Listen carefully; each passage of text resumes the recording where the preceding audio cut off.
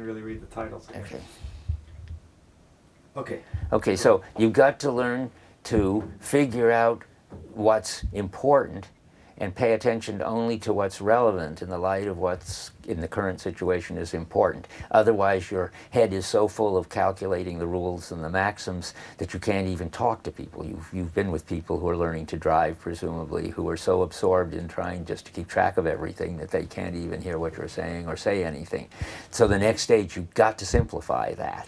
So you learn, if you're driving, for instance, as I said, if you're on an off-ramp, and if it's banked this way or that way, you know that it's important to pay attention to the speed you're going, and you don't have to pay attention to gear shifting and other passengers and so forth.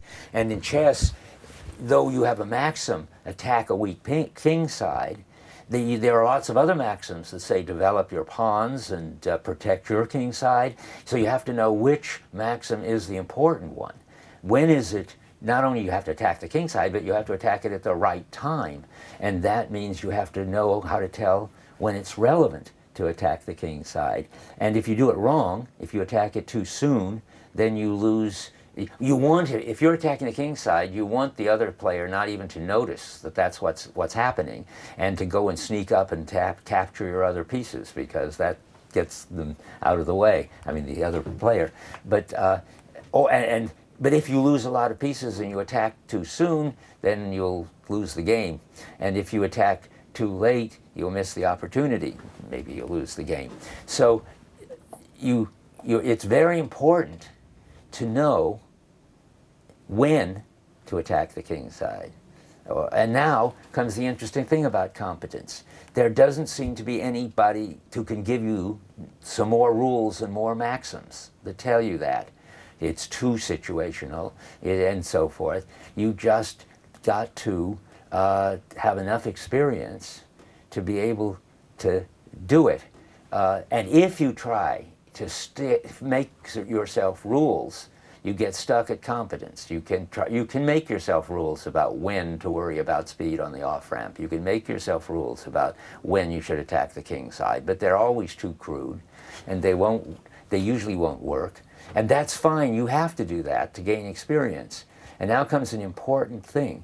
You have to do that, and you have to realize that you're responsible for this decision when to do it, and nobody can help you out because they can't. There are too many situations, too many variables, too much specificity for any rules or maxims. So you take responsibility, and you have to feel bad if it goes wrong, and you feel good if it works. If you resist that, if you stay detached and don't feel good about your successes and bad about your failures, you get stuck at competence. There's a book by a former student of mine, Patricia Benner, about nurses, and they can get stuck at competence if it's too painful for them to accept the fact that they brought about an undignified death, and they won't dare feel good about if they brought about recovery or a dignified death. It's just too emotionally charged, so they are detached. If they're detached, they'll never learn how to go on. They'll never discover how to see the relevance of the situation, or what's relevant in the situation. But if you're involved, and then you will just gradually, or maybe suddenly, I don't know which, depends on the domain probably, begin to experience what's relevant without thinking about it. So in driving, we all know who drive that when you're on an off-ramp, you just feel in the seat of your pants that you're going too fast, if you are. You don't have to think about whether the road is banked, whether it's raining or not, and what the traffic is like. And so what the issue is comes into your head, and then you can pay attention to what's relevant and figure out what to do. You can ask yourself, should I slow down? Should I put my foot on the brake? Should I jam on the brake? And so forth. And you can try to figure out what to do. And chess, you will just feel drawn to attack the king side at some point, if that's what the issue is. And any chess player, a grandmaster, will see in a few seconds what the issue is. We actually tried to see what would happen if we brought a board in with a position on it and showed it to a master. And before we could even get the board across the room and onto the table for this sort of experiment, he just said it's things like, well, white has to immediately attack the king's side. It just pops into your head what the issue is. But if he was not a master, but only proficient, let's call this level proficient. We've just left behind competent. If you're only proficient, what the issue is, what needs to be done, pops into your head, or the seat of your pants, or whatever, but then you have to figure out what to do. So in the chess case, once the guy has to attack the king's side, he has to think, well, will I use my rook, will I use my bishop, which one first, and all that kind of analytical thinking. But he's made the big switch over. He's made the big switch over, which is to to stop thinking and act intuitively and just respond to the call of the situation. And it seems that being emotionally involved is crucial. And the only way we can explain that is in a simplified way, nobody really knows, is that the first two stages are analytic and detached, like a computer, and presumably left hemisphere processing, which is supposedly analytic and linguistic and so forth.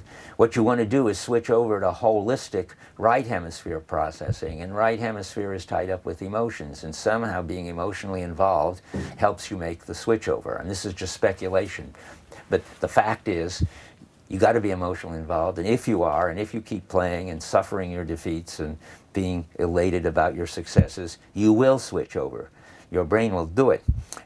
And then you'll be proficient.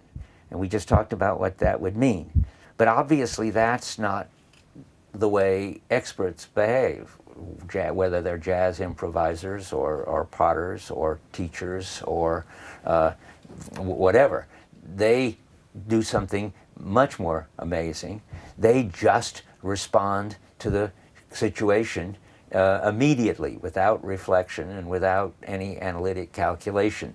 So when you drive, you don't have to ask yourself, one, you don't have to figure out whether you're going too fast on the off-ramp. Two, once you do figure out you're going too fast on the off-ramp, you don't have to figure out whether to let your foot off the gas or step on the brake.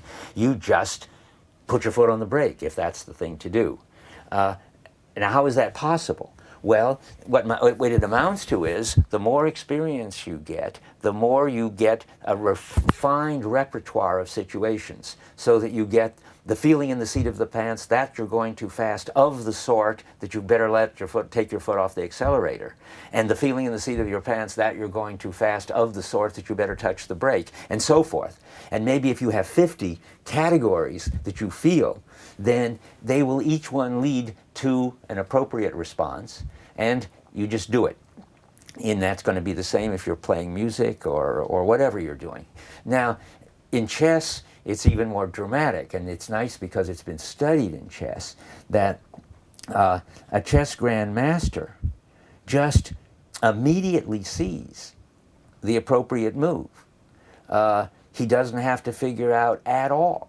He doesn't have to worry about what the issue is, he doesn't have to figure out how to attack the king's side. He doesn't even have to have the strategy of attacking the king's side. His hand will just go out and make a move that begins attacking the king's side. That's what about the obvious response by the person who believes in the mind as a computer will say, well, he's just doing it really, really fast. Very good. You talk about that and how the failures to try and make a model because of the background, because there's just too many things that are...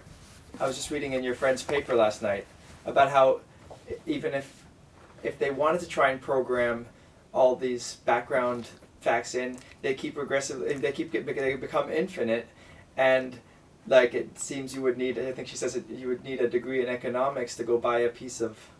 No, that's good. Yes, yes. Okay, there's so many things to talk about. I know. Wait, but let me. That wasn't what I thought, but I will get there. But there was something more even before that I needed. You were talking about the chess. You responded to the chess player. How do you know it's not happening so fast? Oh yeah, all this okay, stuff. yeah, let's get that first. Well, we actually did an experiment, my brother and I, to see about that, because the About what? tradition, Just make yeah, a complete the sentence. tradition, we have to see whether we're doing a lot of unconscious calculation.